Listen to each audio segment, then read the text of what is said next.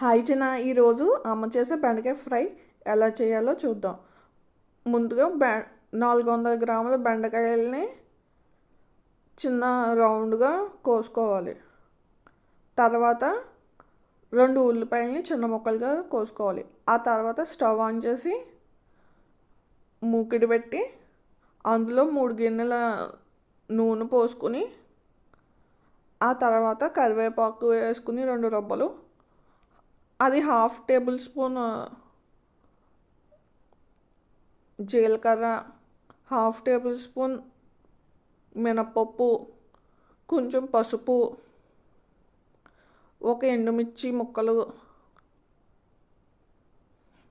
వేసి అవి వేగనివ్వాలి. అవి వేగిన తర్వాత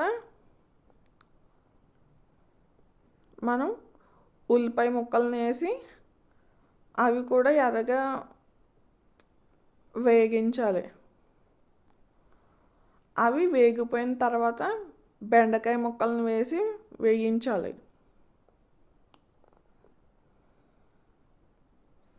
అవి వేగిన తర్వాత 1/2 టేబుల్ స్పూన్లో కొంచెం తగ్గించి ఉప్పు వేయాలి. అంతే. ఇలా బెండకాయ ముక్కలను కూడా మూత పెట్టి వేయించుకుంటే మన బెండకాయ ఫ్రై రెడీ. టేస్ట్ మాత్రం సూపర్గా వచ్చింది తెలుసా. Bye bye.